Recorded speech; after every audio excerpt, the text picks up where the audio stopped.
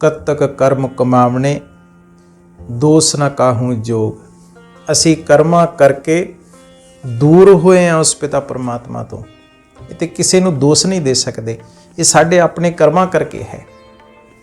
कद तक कर्म कमावने दोष न काहू जोग। जिथे ये बेनती की जा रही है कि मैं अपने कर्मा करके दूर होया हाँ, ते नाल नाल समाधान भी दिता जा रहा हैगा।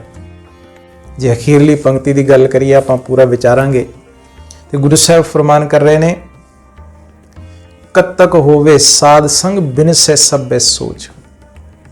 साध संगत चंगे संग नाल उस अकाल पुरख पिता परमात्मा की याद के आधार ते सारी सोच तो चिंतावां तो असी मुक्त हो सकते हैं।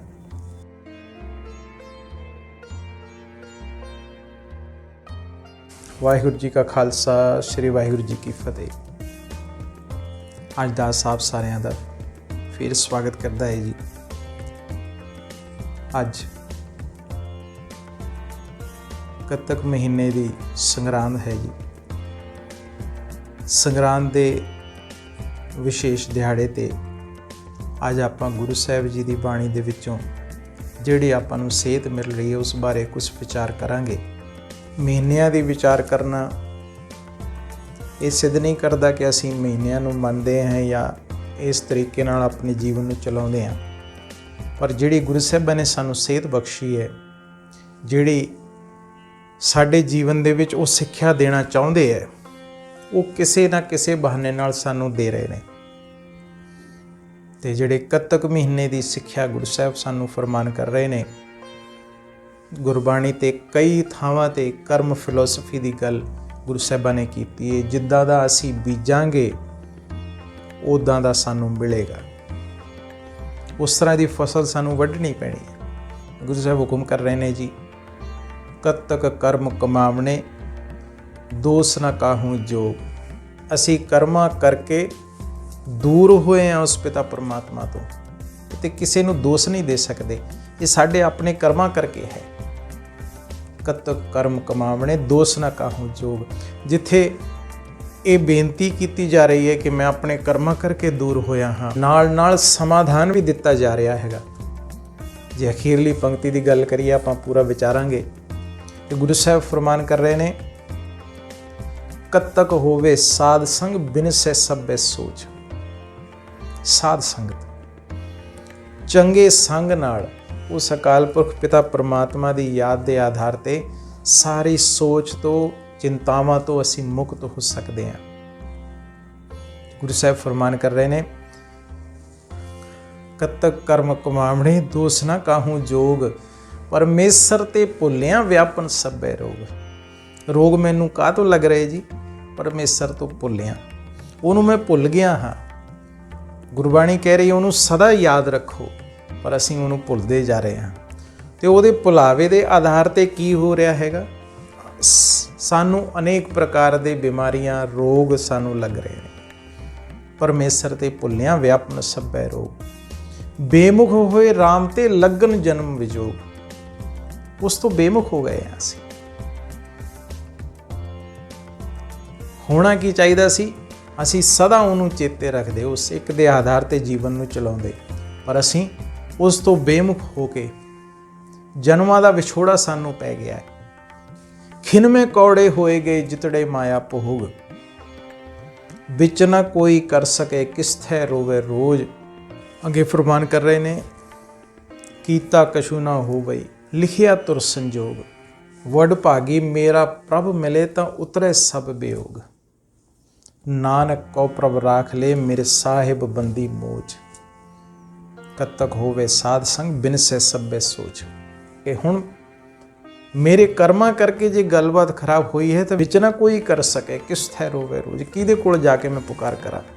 कर्मा दा हिसाब देखिए, गुरु साहब कह रहे ने, कीता कछु ना होवई लिखिया तुर संजोग। जे मैं माड़े कर्म कीते तो मैं उस तो बेमुख होके दूर हो गया हाँ, ये हिसाब किताब है। पर जे मैं चंगे कर्म करांगा फिर उहदे नेड़े हो सकदा। करमी आपो अपनी के नेड़े के दूर। जिन्नी नाम ते आया गए मसकत काल, नानक ते मुख उजले केती छुट्टी नाल। ਫਿਰ ਹੋਏਗਾ ਕਿ ਜੀ ਕਹਿੰਦੇ ਵਡ ਭਾਗੀ ਮੇਰਾ ਪ੍ਰਭ ਮਿਲੇ ਤਾਂ ਉਤਰੇ ਸਭ ਵਿਯੋਗ। ਜਦੋਂ ਮੈਂ ਚੰਗੇ ਕਰਮ ਕਰਾਂਗਾ ਉਹਦੀ ਕਿਰਪਾ ਦੇ ਨਾਲ, ਉਹਦੀ ਸ਼੍ਰੀਮਤ ਦੇ ਆਧਾਰ ਤੇ, ਉਹਦੀ ਯਾਦ ਦੇ ਆਧਾਰ ਤੇ ਫਿਰ ਮੈਨੂੰ ਉਹ ਮਿਲੇਗਾ, ਉਹਦੇ ਨਾਲ ਫਿਰ ਮੇਰੀ ਨੇੜਤਾ ਹੋਏਗੀ। ਤੇ ਫਿਰ ਫਾਈਨਲੀ ਬੇਨਤੀ ਕਰ ਰਹੇ ਨਾਨਕ ਕੋ ਪ੍ਰਭ ਰਾਖ ਲੈ ਮੇਰੇ ਸਾਹਿਬ ਬੰਦੀ ਮੋਜ। ਬੰਧਨਾਂ ਤੋਂ ਛੁਡਾਉਣ ਵਾਲੇ ਹੈ ਪਿਤਾ ਪਰਮਾਤਮਾ ਮੇਰੀ ਰੱਖਿਆ ਕਰ। ਫਿਰ ਕੀ ਸਾਧਨ ਦੇ ਰਹੇ ਗੁਰੂ ਸਾਹਿਬ, ਕਦ ਤੱਕ ਹੋਵੇ ਸਾਧ ਸੰਗ ਬਿਨ ਸੇ ਸਭੇ ਸੂਝ।